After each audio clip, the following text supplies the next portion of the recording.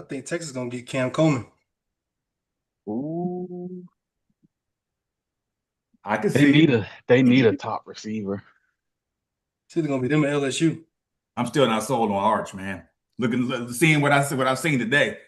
You know, Absolutely. Yeah, I wonder what like a full off season will probably be like. I don't know. he's had one already. Yeah, that is true. That is true.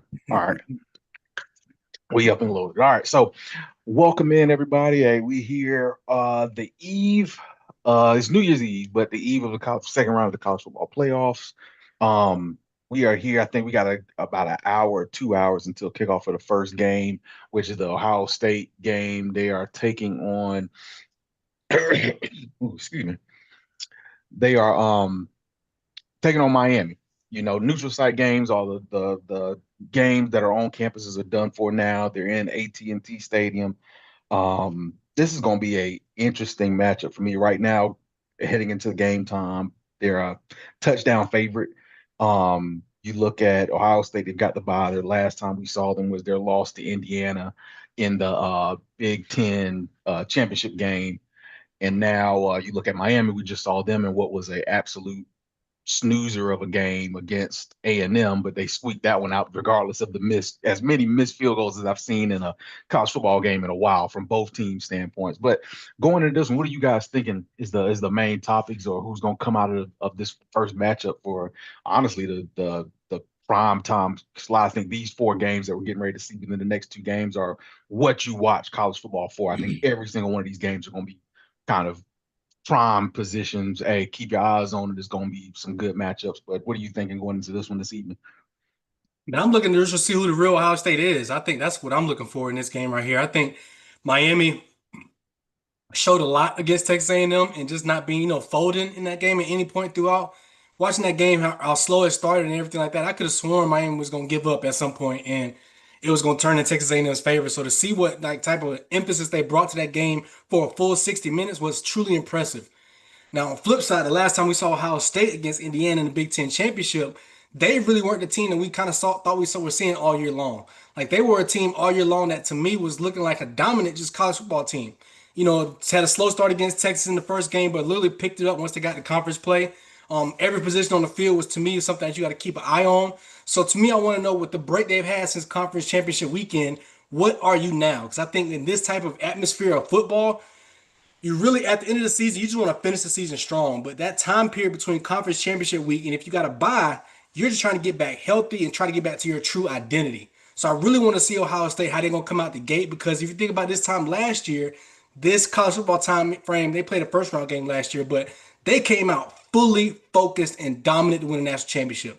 I think that's going to happen against Miami, but it all depends on how Ryan Day has this football team and how Julian Sayon can handle this offense. Because I think defensively, Ohio State has a big advantage against Carson Beck. That's just what I think about that naturally. And I think Miami does have a lot of talent that can match up around the field. They do got some big time playmakers on the offensive side of the ball, but I just truly believe that Ohio State is going to have too much experience in these type of games to really let this one fold. So it all depends on me on Ohio State's focus and discipline in this type of game.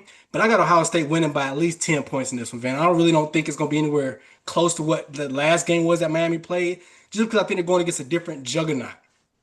Let's rewind a little bit. Texas A&M ended the season off on a really shaky note. Really shaky note. So it was kind of just like, all right, cool. When we got to the playoffs, it was kind of like a reset. But they didn't look like they reset it. They looked like the same type of team that ended the season, which gave Miami a lot of confidence throughout that game to say, hey, these guys aren't world beaters like a lot of people made them out to be this college football season. Once they lost that game and once they had a couple injuries throughout the rest of the season, Texas A&M just wasn't that team that they started the year off like. So Miami, I thought, got hit with a kind of a best case scenario against Texas A&M. Flip another week later, you're almost in a worst case scenario going up against this Ohio State team. So it's all on Ohio State's plate. I think Ryan Day has got this team focused enough to get this job done.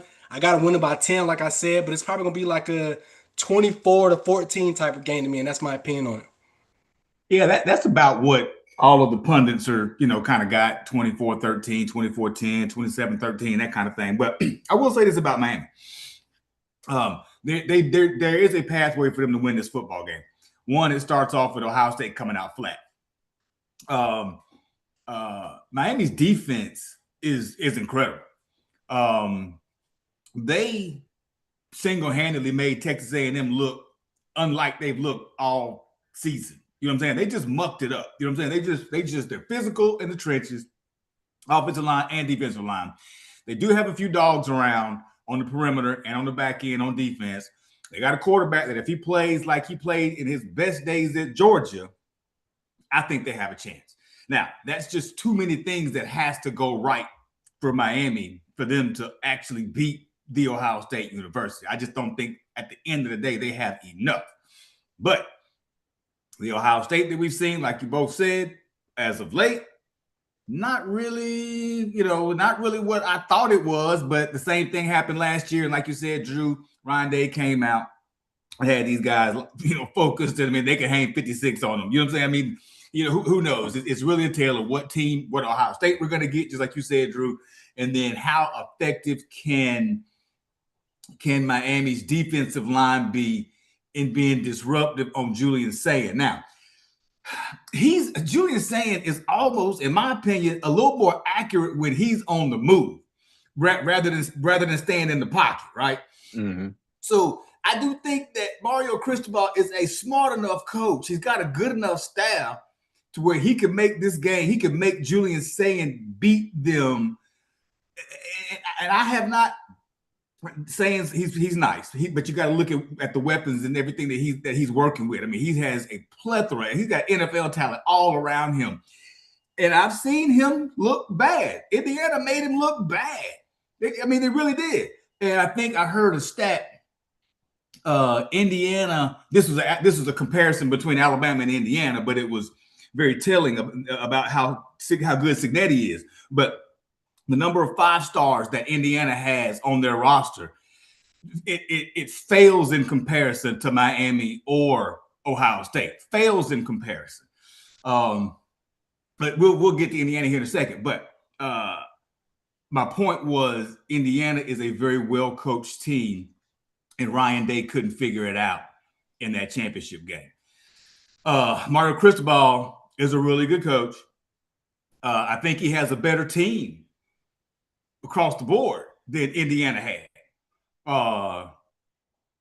Is he half the coach or a quarter of the coach, or 3/4 of the coach that Cignetti is? If he is, that could help him win this game. Is he looking at what kind of film did you look at? How did you break down the Indiana-Ohio State game, and what did you take from it?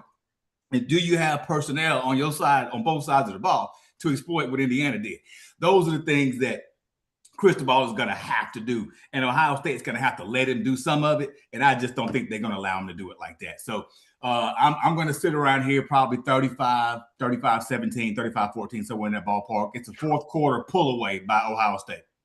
Okay. Well, for real quick, before we move to the next one, my takeaway for this one right now, I think, and you both of y'all hit it, I think this lines up very much to what we saw last year with Ohio State, and when it came to when they lost to Michigan.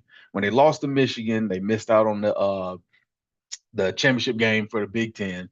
And then after that, they had that 2-week break. This lines up exactly like that. You lost in the Big Ten championship game to Indiana. You've got 2 weeks off to bring the horses around, and now you're getting ready to go on a run right now where you're just playing straight on out from here. You win this game, you get another one. You win that game, you get another one. There's no more breaks after this, and that's where you kind of saw them, tune up what needed to get tuned up after an undefeated season, and this is what they just had just now. And sometimes that helps a lot. If you got the stressor of being an undefeated team and you're going into championship games or playoff games and so on and so forth, you want that loss beforehand just so you can have your team see, hey, this is how we can get beat. This is what can happen. And that's what they was able to be exposed by with Indiana. My two points. The first one being when it comes to Ohio State. Ohio State's played two, I don't want to say big time opponents, but they're two teams that they look at when you look at their schedule was the Texas game and the Indiana game. And both of those games, those are the only top 20 defenses that they've played all season. And in both of those games, you were only able to score 10 points and then 14 points. That's something in this game just to keep an eye on when you look at Miami. Miami definitely has the better D line. They have an elite D line that will be on showcase tonight that they have to try to neutralize. But like you said, Saints got all the weapons in the world. Those are NFL talent. They've been churning out receivers and running backs like nothing right now coming out of Ohio State. So that's one thing. And another thing for me, I think my biggest X factor into the game tonight is definitely nobody on Ohio State. Surprisingly, I think it's Carson Beck. Which version of Carson Beck do you get? Do you get the Georgia version before last year, as far as is he on his P's and Q's? They tried to blame a lot of what happened at the A&M game with wind. Oh, it was too windy out there, and why we didn't nobody took shots down the field passing the ball and so on and so forth. But if you get a version of him that's ringing and taking up momentum and making the short, quick throws to make things happen and getting their playmakers involved early, how does this look? Now, I think Ohio State has the defense and the skill. They have more skill on both sides of the ball than Miami does, and I think that's the difference maker in this game. But if Carson Beck comes on his P's and Q's, that's definitely a ball game to kind of keep your eye on. But for me, I got Ohio State winning this. I got it a little closer than y'all have it. I'm on the more of the 27-20 range. I got it right at where the line is at. I think it'll be a touchdown game, but I don't. It'll be interesting to see how the game opens up. How does Ohio State look out of the gate tonight in this ball game? Do they look like they are still hanging their heads, kind of shell shocked after what happened against Indiana, or are they kind of back to, status quo? Hey, let's go out, let's go get them. Because a lot of their games this season, very much has been you kind of look at them in the first half, and you're looking at the second quarter and know it's like a 13-0, 13-3, 17-7 type of ball game. And in the third quarter is then the big explosion happens. So they can't do that now in the playoff times, but it'll be interesting to see how they carry on going into the game tonight. So just one more thing to think about too. Is there potentially a changing of the guard in the Big Ten? Right? Indiana, they hit him over the head once. If Ryan Day slips and they keep on moving, I don't think so. I don't know. I don't think Indiana's going to be there for a minute. As long as he's there, they're going to be there for a minute. Week by week, I'm falling in love with him as a coach. And I'm just like, you know what? When Nick Saban was taking his buys, I don't know if the AD and the committee did enough research on who Signetti was by that time, because I would have loved seeing him in the right time crimson outfit in the right moments. But man, when I think about the answer to your question, Van, I don't trust Carson Beck to even wake up on the right time in the morning. Like, it just seems like I've seen enough. I've seen enough big time games, big time moments where it's maybe whatever the excuse is, he just can't get it done. And I just think that Ohio States are too talented in this realm where you got to be pinpoint accurate, or you got to be the type of person that can make plays with your feet or outside the pocket, kind of like how Mendoza did with Indiana. Like that type of quarterback, just that type of leadership, that type of emphasis. And to me, Carson Beck shrinks in moments. I truly think he shrinks in moments, and his team around him has to pick up the slack in those moments, make these big time plays and things like that. So I think he's going to be under pressure all night. And I think if he can't get some scrambling, or they can't get some screen game, or the run game's not working how they needed to work, it's going to be a long day for him. Now, with that being said, I think that all the other aspects can keep this game close. But that's why I'm thinking right there with Sean, kind of the same thing with you, Van. That second half is going to show. If you don't have all your adjustments made coming out of halftime with this Ohio State team, I think it's going to be a barn burner in the second half, to where it's just going to be too much for them to come back on. So I think on Miami side, this is solely going to be on Carson Beck to win this game, just because that's what it's going to take versus Ohio State. You have to have elite quarterback play to beat this team, and I just don't see no elite quarterback anywhere around Carson Beck, even when he was with Georgia. So I'm just like, it's a tall task to ask for Carson Beck, and man, I just don't think he's tall enough. Okay. Well, go ahead. You got anything, Sean? I just say I agree. Okay, all right, cool. Well, moving on to the second game. I think this one's New Year's Day, 12 o'clock kickoff. This is Oregon taking on Texas Tech, Orange Bowl. This is I think for me, the most coin flip game of this round. I think you're looking at Oregon and Texas Tech. They're both the number 1 and number 2 offense in the league. You're playing on a neutral site. Oregon played last week as far as their first round game. They look like they were supposed to look against JMU. For me, this game I think is going to be the barn burner. I think if you look at one game that you're like, hey, you want to go look at a college football game with a lot of offense, this is going to be the one. This might be your 45-48 ball game right here. And that's not taking away anything from these two defenses, because Texas Tech does have one of the best run defenses in the nation. But for me, it's just going back and looking at what Texas Tech does. Texas Tech wants to take away the run. They want to wear you down on defense, and they're trying to get a lead and make you chase them. Oregon's the type of team that you got to score on every possession, because Oregon's going to bring it to you every single time they get the ball and go down the field and score. They proved it last week. They've done it week in and week out. So for me, when it comes to this one, I haven't watched a lot of Texas Tech, so it's not a bunch to dive into. I've gone and done my research as far as who they are and what they try to do as a team. But for me, I just think you look at coaching experience in these moments, you look at player experience in these moments, and you look at Oregon, and I just see Oregon as a team that's played more quality opponents and been tested more so at a higher level than Texas Tech has this season. And so for me, I go into this ball game saying Oregon should win this one. I think it's going to be close. I think it'll be a 3-point game. I think it's going to be a lot of back and forth. Who can get the extra stop in the first half and in the second half? Who can come out with 2 extra possessions? Who can squeeze out 2 extra possessions in this ball game? And that'll be the team to get in. And so I think I got Oregon taking this one. Give me, I'll reel it back in. Give me 38-35 Oregon in this ball game.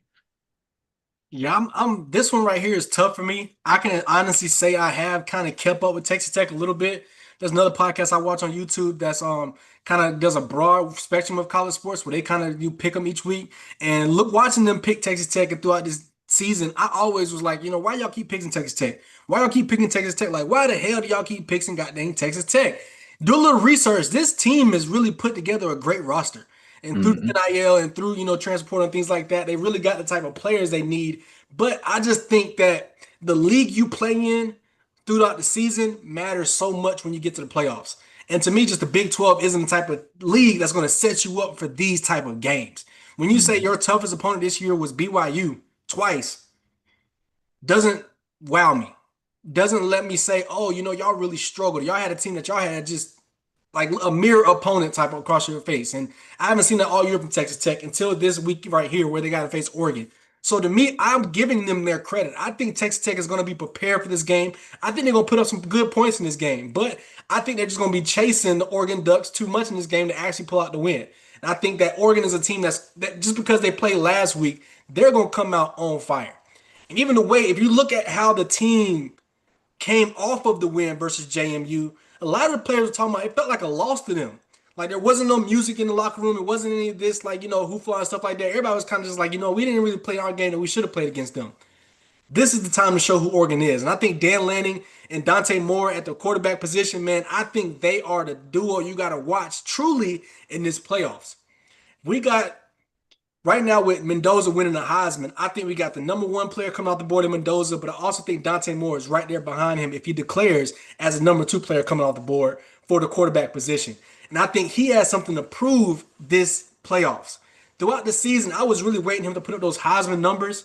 It never really happened like that. He put up great numbers this season, but Dante Moore never really had those Heisman moments, Heisman wins that made him like the clear best quarterback in the country. But I've been watching these kids since he was a sophomore, junior in high school. Man, he got the talent. This is the stage you want to see him on. And being in Oregon, you get weird seeded games. You get those 10 p.m. games. You get those super early games. Like it's so weird for being watched them play. But man, I think Oregon is a complete team this year, and I think Dan Lanning has been waiting for this moment, and I think he's going to have his team super fired up. I think when you think about the coaches in college football today, it's really where you get a lot of insight into how they coach their players. Since the conference championship, I've seen nothing but Kirby Smart like leaks about him, how he's coaching his team through this break of the playoffs.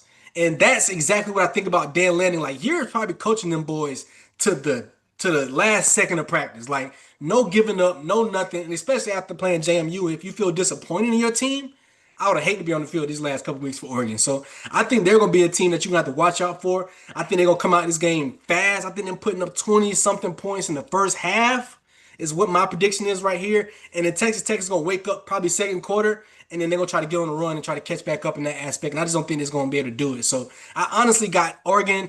My theme this playoff week is going to be 10 points.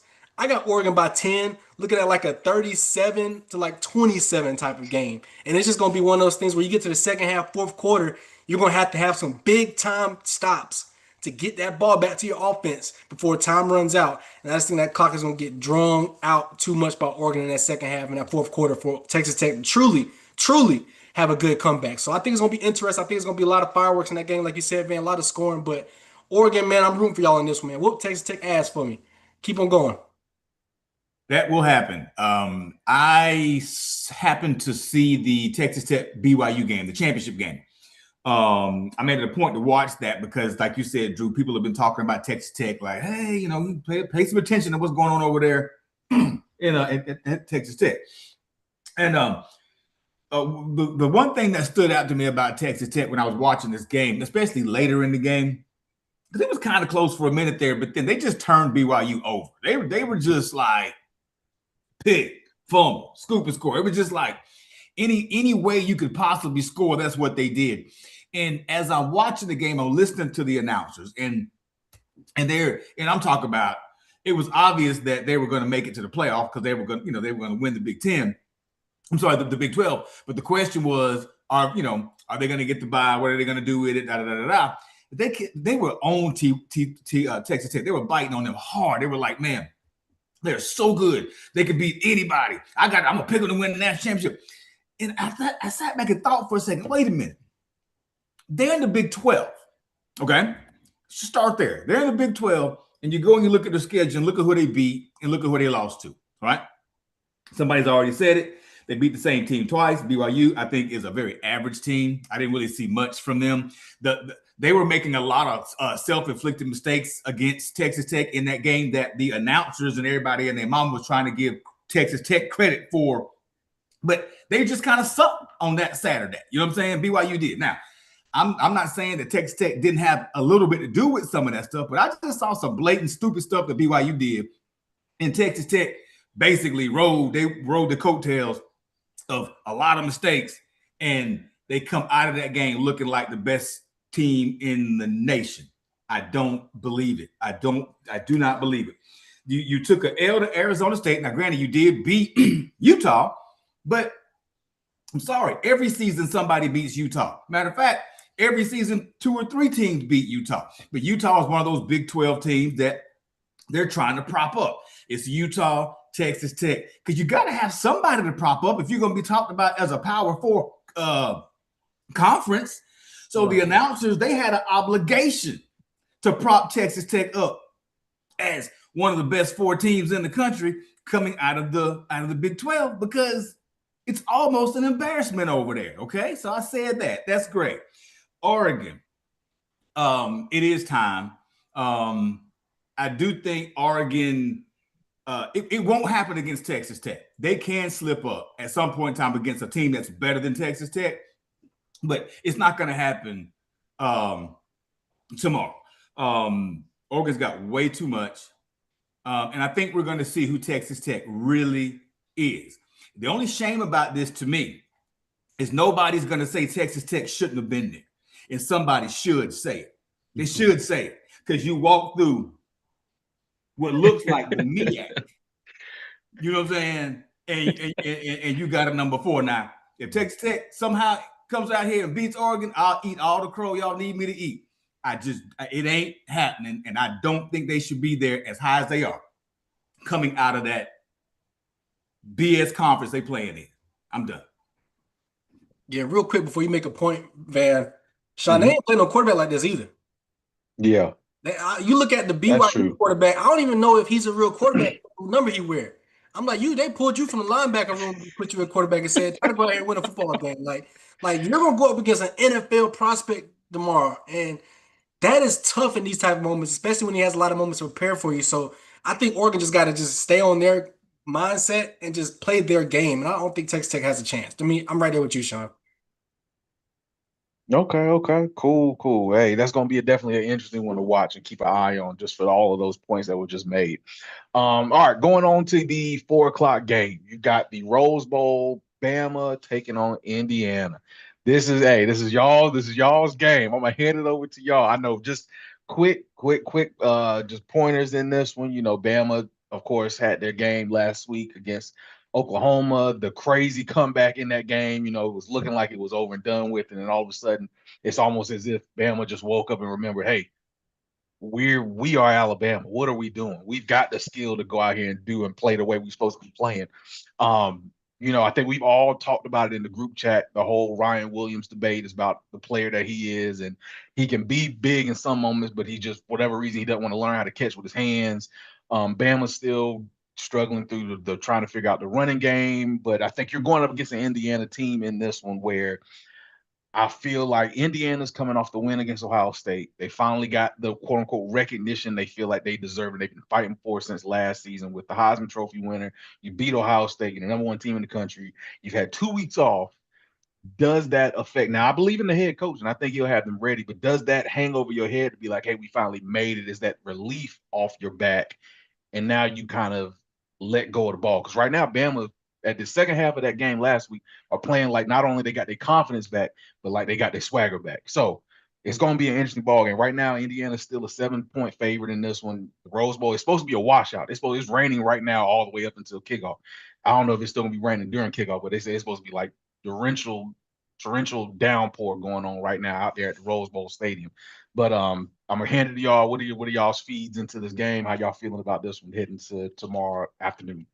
Yeah, my big point on this one, man, I don't even think they painted the field yet based on like all Mm-hmm. the rain that's coming in this type of game, man. Man, flashback the last time Bama played in the kind of raining game was against Florida State, and I don't got no confidence that that's team that showed up in that game can show up in this game and win.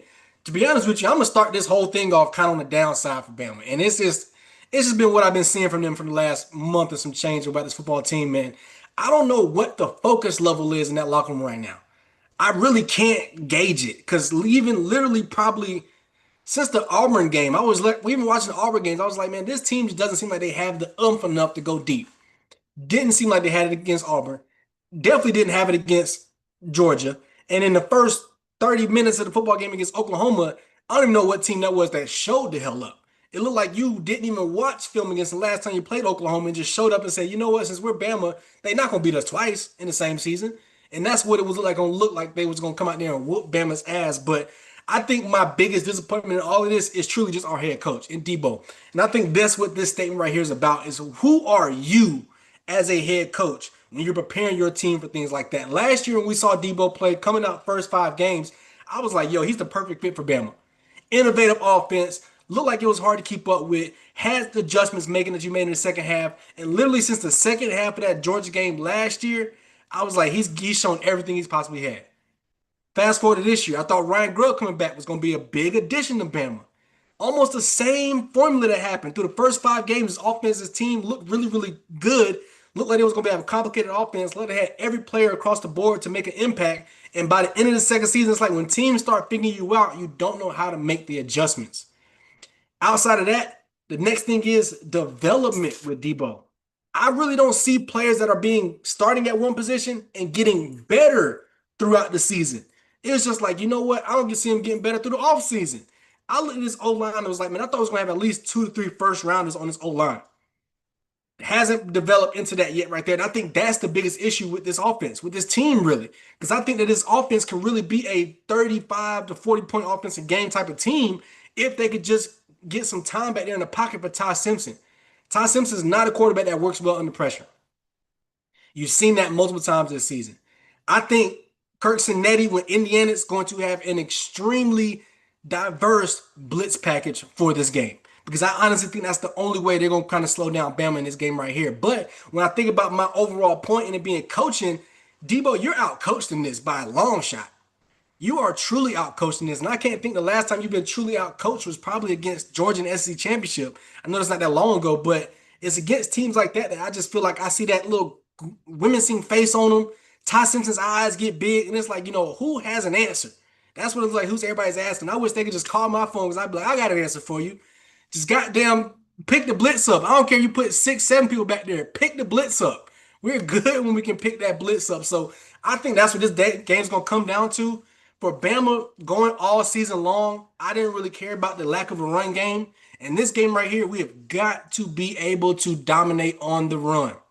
Have to, especially with a muddy type field we're gonna be playing on, with the slippery type field we're gonna be playing on, slick ball we're gonna be playing with. Even when the game starts, I still think there's gonna be showers throughout the day, Van. So it's not gonna be clean by any point. I'm thinking this is gonna be actually a low scoring game. But I also think that Bama has enough on their side to get it done. I think they can get it done. Let me say my final point. Indiana, man, I don't think they're gonna have any hangover from that Big Ten championship. Because when you look at Kirk Snyder, the head coach, I don't even think he smiled after that game. I was looking at some interviews and stuff like that. I'm like, you ain't even smile. Like, you don't even seem like you're happy to be a Big Ten champion. It's your second year in the Big Ten. Like, that is like old Nick Saban days for me. And I'm like, that's what the type of coaches I'm used to growing up around and seeing. So I truly believe that this team is going to be ready. I think Bama has to withstand the first quarter again in this game. If they could do that, they will be in this game for the long run and they can win it by a field goal. But I really am just shaky on the outcome. If I had to put a long picture on it, I'm gonna say it's gonna be a 17, maybe the 10 game with a late game winning touchdown, the type of situation to seal this off by the end of the game. And I just hope that Bama has enough on its end to be able to get it done. Debo, this is your last straw with me. I'm gonna give you your flowers if you can win it, and I'm gonna give you your coal if you can lose it. And that's just how it's gonna be. If you can go through 2 playoff games and get 2 victories with this team, I'm like, look, we haven't had that in a while, so I'll take it. I won't say nothing bad about you till next season, but I don't know if you got that in your arsenal. So to me, the game formula that Bama has to come out with is first quarter, we got to run the ball. And I don't even want to see more than 5 passes in that first quarter. I want to just try to come out there and physically impose who we are as an offense on this team between a fully healthy Jam Miller, a fully healthy Daniel Hill as my 2 running backs, and then outside of that, has a lot of tight end action with maybe like a 12 or 13 personnel in there, and just get big, get mean, and let's go at this team early. Just take their spirit out of it. Once we do that, I think Bama can stay in it. I got Bama winning, like I said, 17-10. Defense, man, I need a couple turnovers. I don't know who's gonna do it, how you gonna do it. I need 2. And last thing I'm gonna say is, do not throw Ryan Williams the ball down the field. I don't even want to goddamn see this man drop another ball. Looking at the stands, looking wherever he looks at, and the ball just almost hit him right in his mouth, and he just falls down to the ground, makes it look like he's a meme at the end of the day. I don't want to see it. We know who our deep balls is. Lottie is one of the big deep ball players. Bernard, one of the big deep ball players. We got to take a couple shots in this game just to try people, because the way I'm still got the picture of Bernard on the top of that guy's back, picking that ball off in that deep pass, and that's what I want to see from this team. Just a dog in them. I haven't seen that from a while in this team, and after that game, I was like, we do got our swagger back. Ty Simpson's talking a little too heavy, but I like it, you know. But at the end of the day, I got Bama winning by a touchdown late in this game in a sloppy, rainy game over there in Southern California.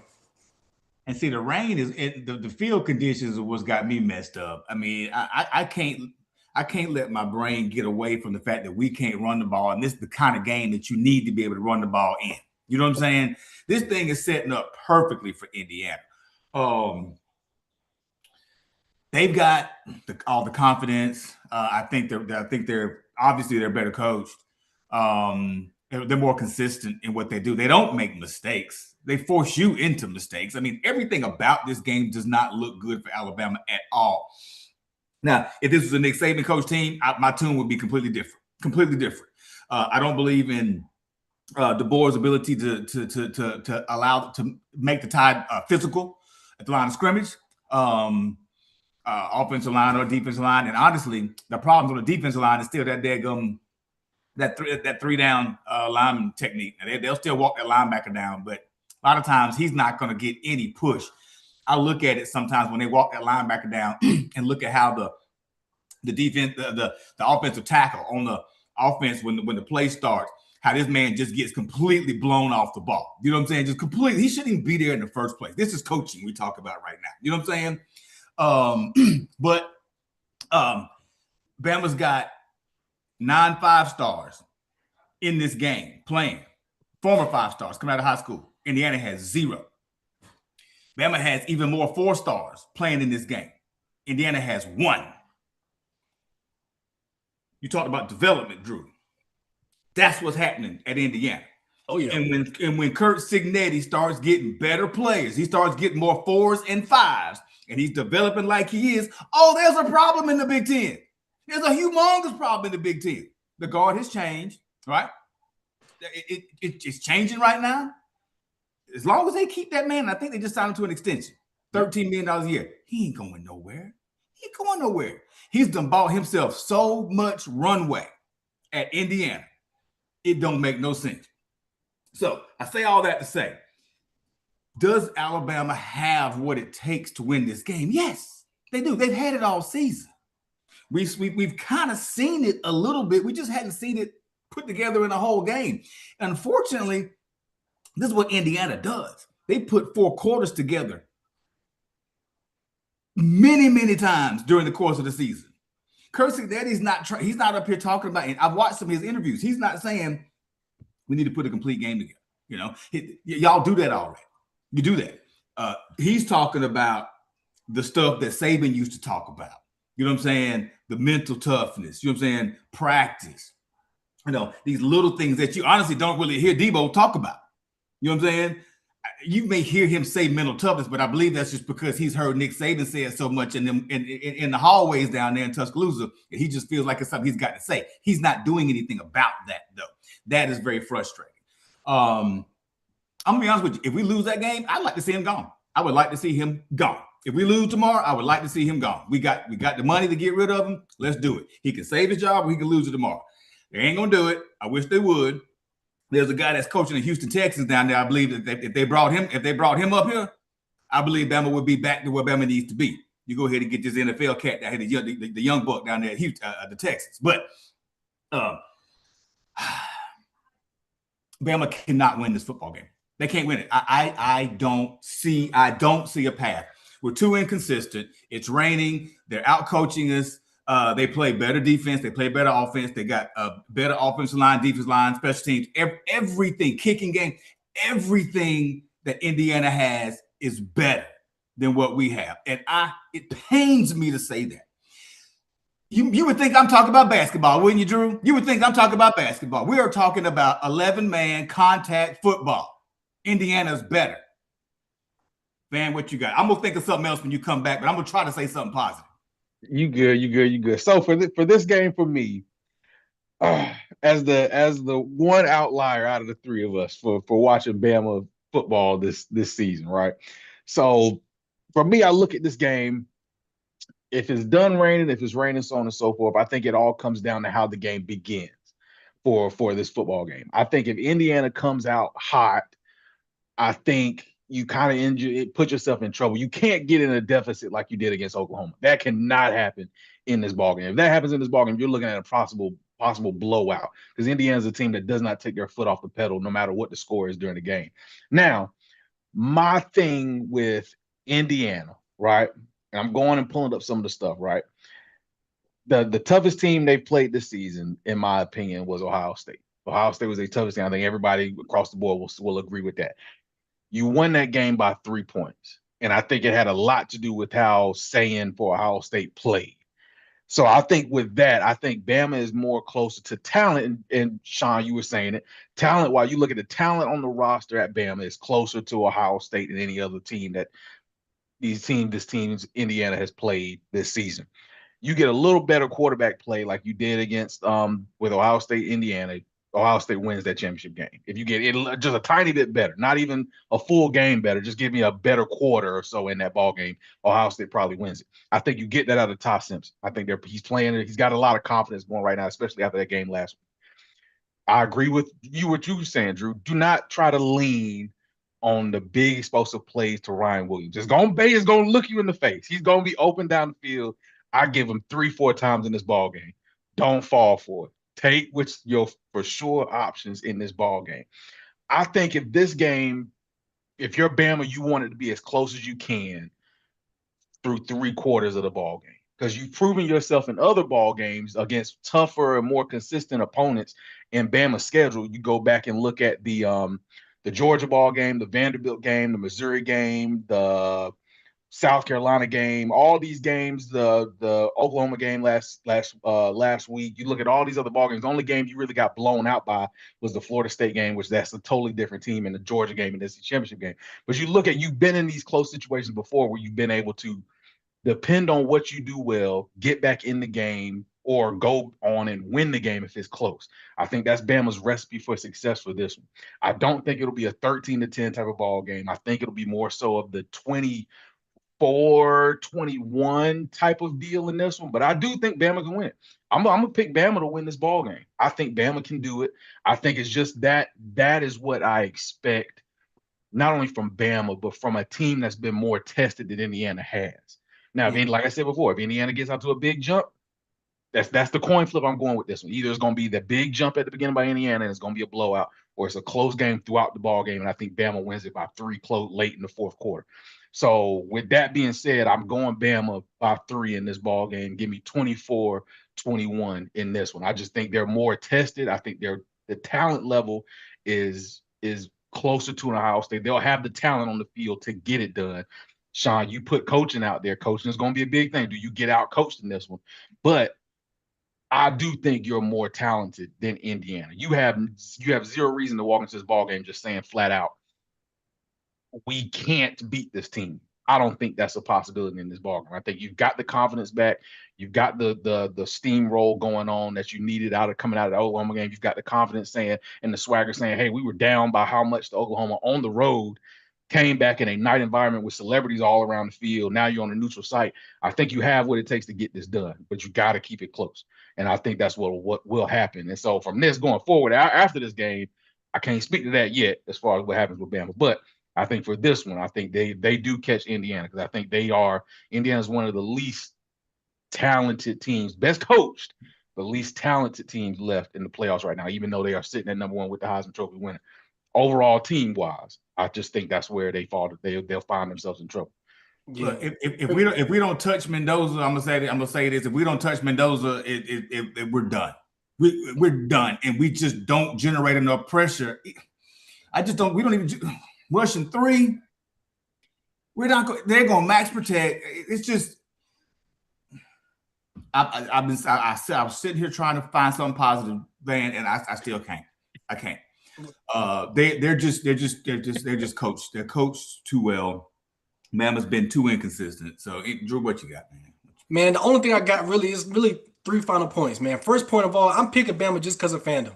That's the only thing I'm doing. I'm picking Bama just because I rock with him on my chest, and that's what I'm rolling with. And I think that is delusional way to think about this game, but it's also the only way I can end this year off on a happy note and try to start my next year on a positive note is to be delusional for a little bit of time. So I think that's my first point. Second point is, Sean, I think what the only opportunity Alabama has to win this game is to show what dogs they got on the roster. You got to have some people that just says, I don't give a damn about the coach on the other side. I don't give a damn about the player I'm lined up against. I don't give a damn about none of that. I'm dominating you. And I think we maybe got 4 to 5 of those guys that can really, really do something like that. And starting from the offensive position, Jeremy Bernard, you can do that. We got to get him involved early. I can't stand when I see them getting Ryan Williams involved so early. Like, I know he needs to get warmed up, but he doesn't have the fundamental skills to be a deep ball receiver or a full game receiver yet to get him warmed up thinking that it's going to lead to big time catches in later games.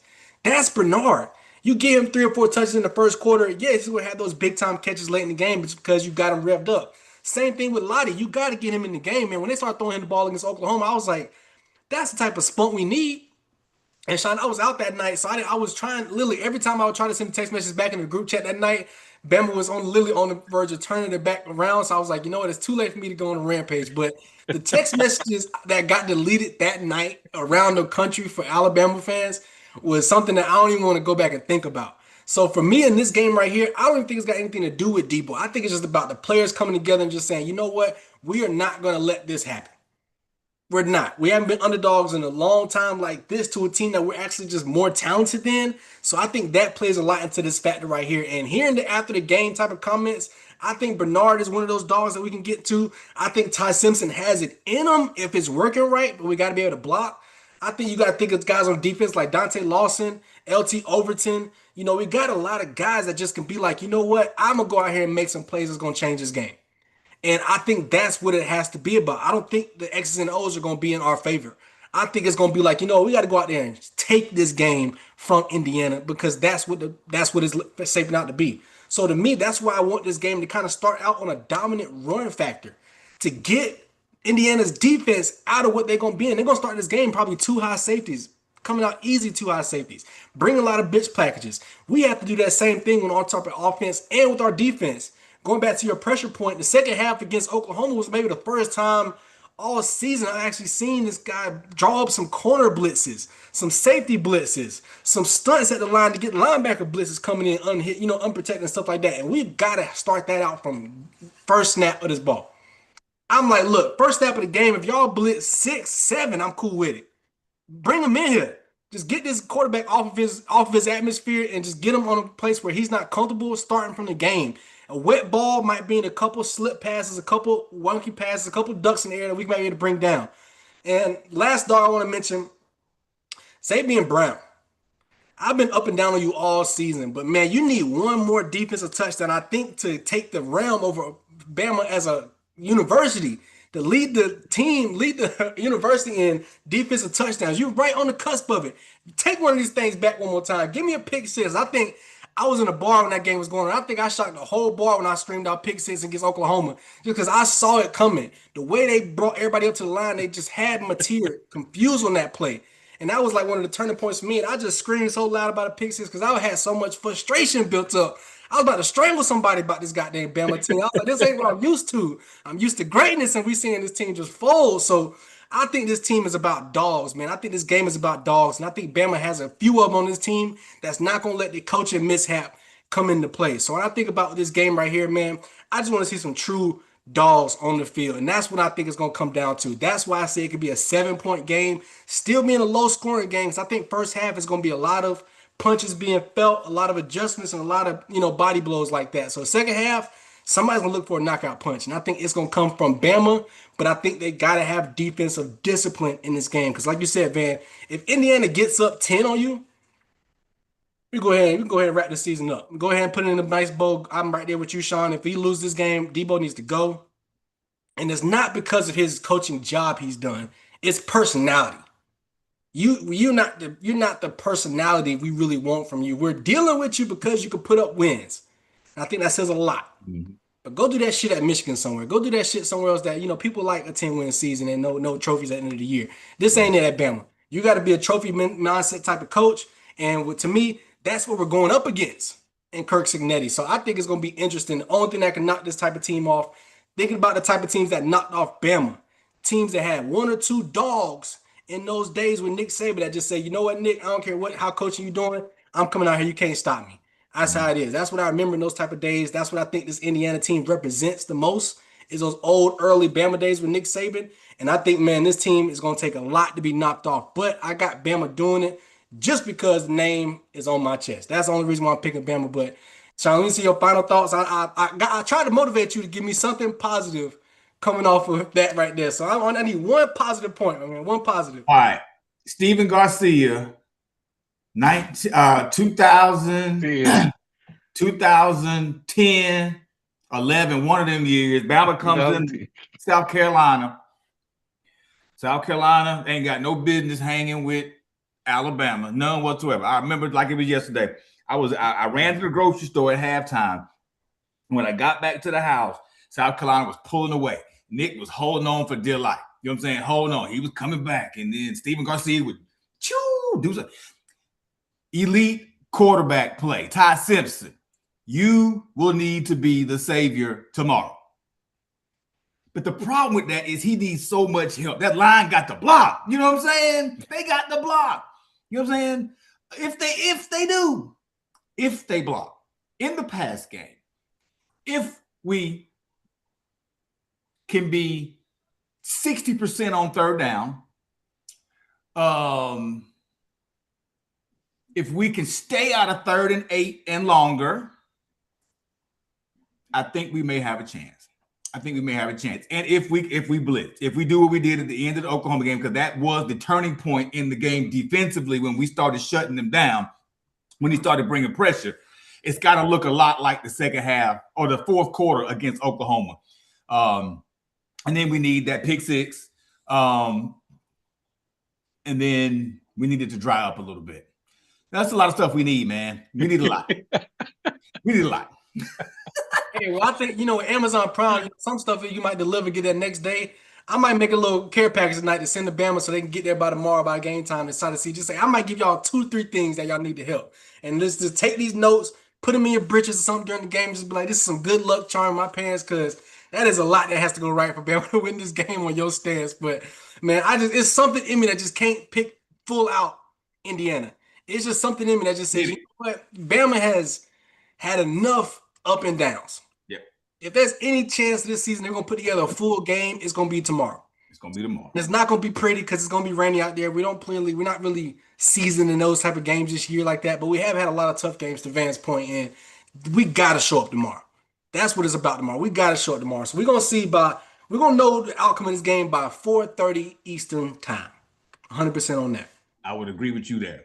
We're gonna know real early when we see what happens in them trenches. Mm-hmm.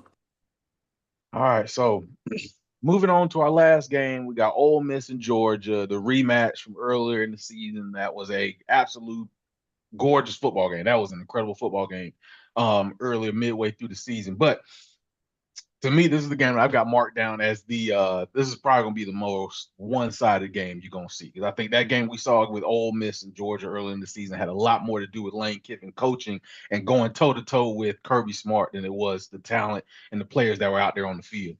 So for this one, hey, I'm just going a couple points. I think this game was one of the games where you saw Gunnar Stockton look like, hey, he might be a Heisman potential quarterback. He wasn't at by the end of the season, but this is one of his better games. He torched that defense apart, going 26 for 31 for 290, 289 and 4 touchdowns, and also ran for an additional 60 yards and a touchdown on 10 carries. I mean, the running totals in the scene for a team, Georgia ran for 221 yards in this ball game. They just the scheme for Georgia and the player talent for these two teams, I think is what's going to be the determining factor in this one. I think this is more of your 31 to 10, 35, 14 type of ball games that you're going to see.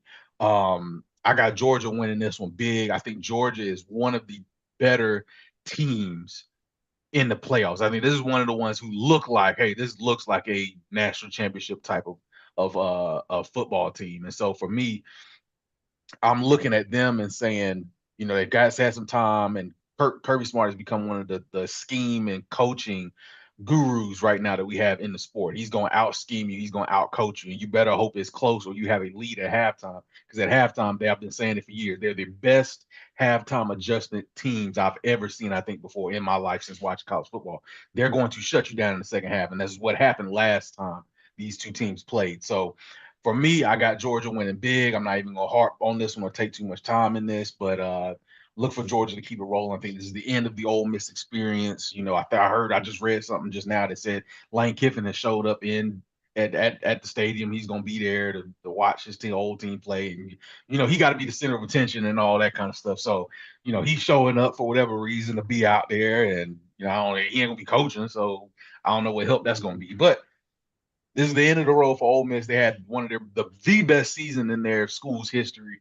But Georgia just looks like they're on a tear. They look like one of those teams that's determined. And to see who they're going to play in the next round, whether it be Ohio State or whether it's Ohio State, it's probably, I'm telling you right now, it's going to be Ohio State. But that's going to be a slug match next round. But for all I got to say, that's all I got to say about this one. Georgia big over Ole Miss. It might get ugly in this one. Yeah, you know what's really hard for me to realize that, I actually got down on one knee and proposed to a Georgia fan. That's why I gotta really look at this whole aspect. Be like, I sleep next to a Georgia fan every single night. I talk to a Georgia fan every single day. But man, I fell in love with Kirby Smart, I think, over this past 3 weeks as an overall coach. And just the way he's been coaching this team, the comments he's been talking about in the media, just about, personality. And if you got that dog in you, are you a quitter or somebody that commits to your team? And are you a portal jumper or somebody that's going to just say I got better in the offseason? I'm here to stay. I'm here to prove myself no matter where I'm at. Like those type of things to me matter when it comes to coaching. I'm not even going to really talk about X's and O's of this game, players on this team like that. To me, it's about coaching standpoint. And Pete Golden, you didn't even sound like you had it against Tulane. Before pre-game interviews, post-game interviews, kind of like I'm just happy to be in this position. I never expected Lane Kiffin to leave. I never expected him to give me the head coaching job. So I'm just here to be happy.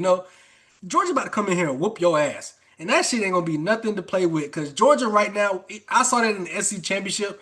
Hearing the comments Kirby Smart was saying after that game, I was like, ain't no way you still got this team that revved up. Like, no way you got this team that revved up. And I think that Ole Miss has to really change their identity to match that type of intensity in this game. And it's just not going to happen. I think the players that Ole Miss have will be able to put up points, be able to make interesting moments in this game. But long term in this game, I think Georgia is too deep on a mission. This reminds me of that first championship that Georgia then went on with Stetson Bennett and them. And I was just like, you know what? They're just too talented.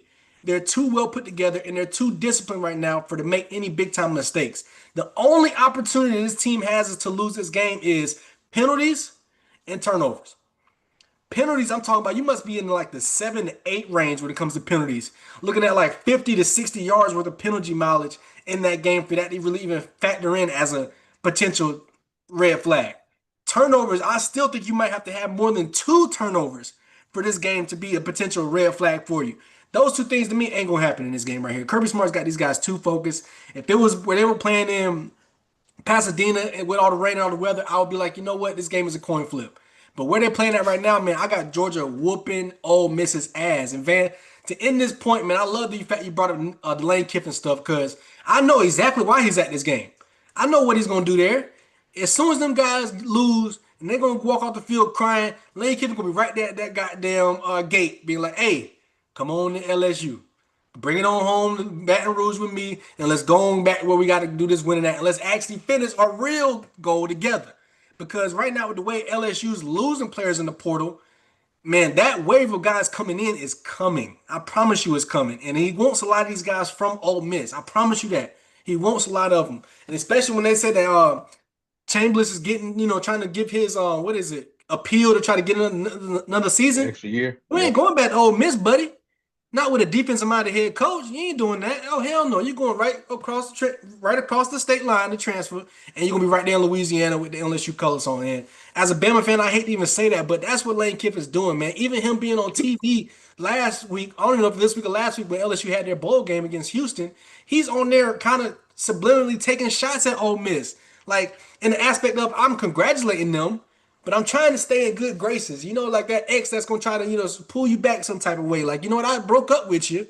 But at the same time, I tried to see, I looked at my roster over here at LSU, and I don't like all these guys like I thought I would. I'm losing 6 offensive linemen. I don't give a damn.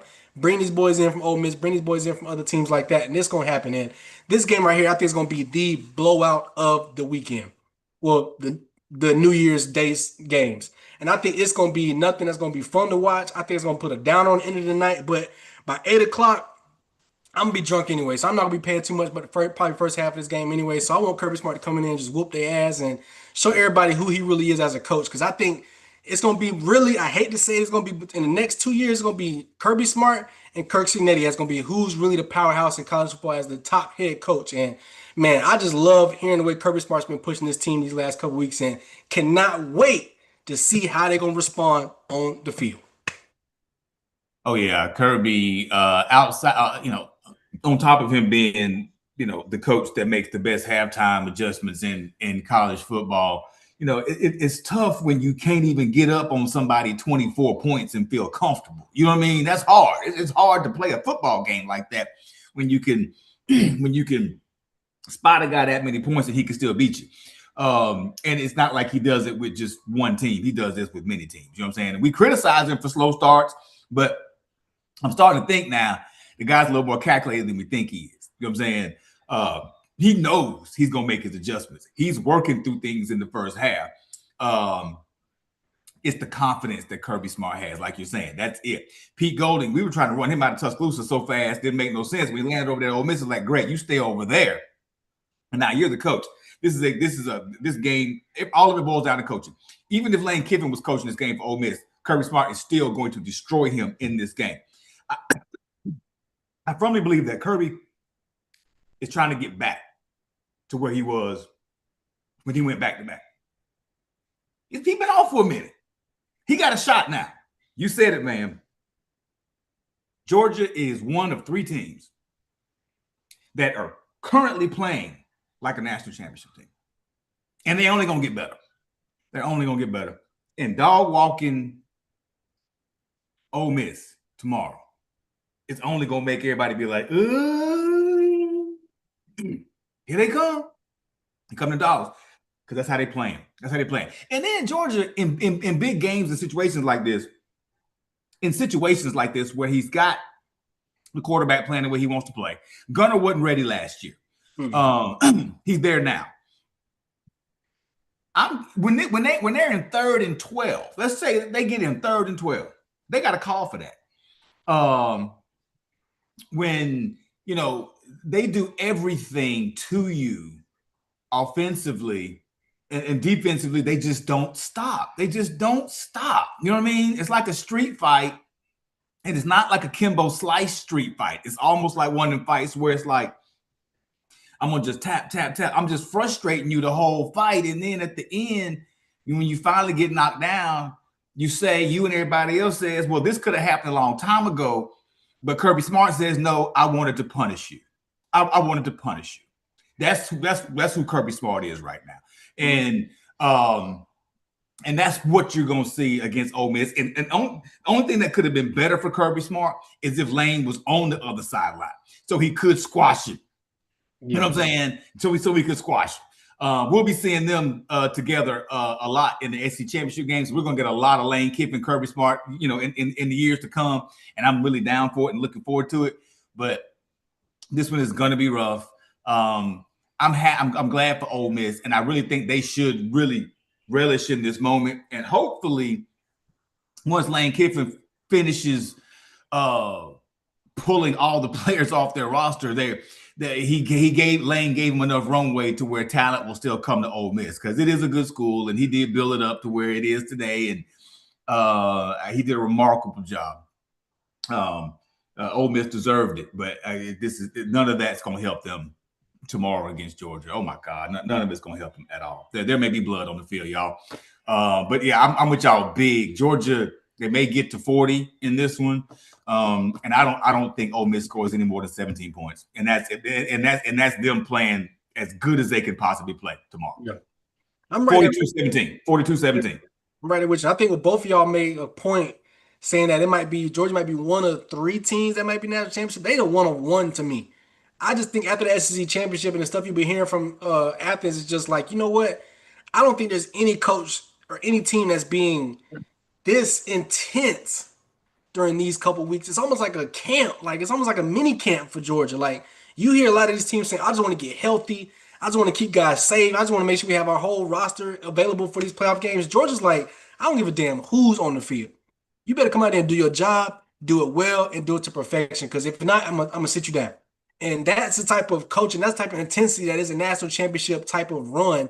And you're starting off further along than these other teams. Like Indiana to me will be number 2 national championship team in my eyes. Ohio State would probably be 3. Ohio State and Indiana to me both have significant flaws. Indiana's talent level, and then Ohio State's offensive level, whether that's got to be on point to really get things done. I don't really see that right now in Georgia. And it's going to be eye-opening tomorrow if what we're saying does come true, because if it does come true, we might as well just go ahead and take the trophy right there to Athens, because I don't know if there's another team right here in the playoffs that can stop that. I really don't. I just don't know what could stop that type of train if Gunnar Stockton is playing how he's played the last 2 or 3 games. Like, that is just the perfect formula for this team, man. Kirby Smart went back-to-back with Stetson Bennett as the quarterback. These next couple quarterbacks he got are true game changers. So it's gonna be interesting. But I mean, I got Georgia on a historic run this playoffs, and it's gonna start tomorrow, 8 p.m. Eastern time, and it ain't gonna end until probably end of January sometime, because they might play an exhibition game after the national championship the way they run it right now so hard. So it's gonna be interesting, but it's gonna be Georgia all the way through this game right here, and I don't see anybody or any player or any coach really putting the brakes on that team. You got anything to close out with, Van? No, I'm good. Hey, it's gonna be some good games. Y'all check them out. Circle back. If y'all gotta go back and watch this, appreciate y'all tuning in. Leave a comment, hit the subscribe button. We still got 2 more rounds to go. Next round, Final Four, and then we got the championship game. So we definitely will be hearing back from us before those 2 rounds. But until then, thank y'all for joining, and we'll see y'all next time.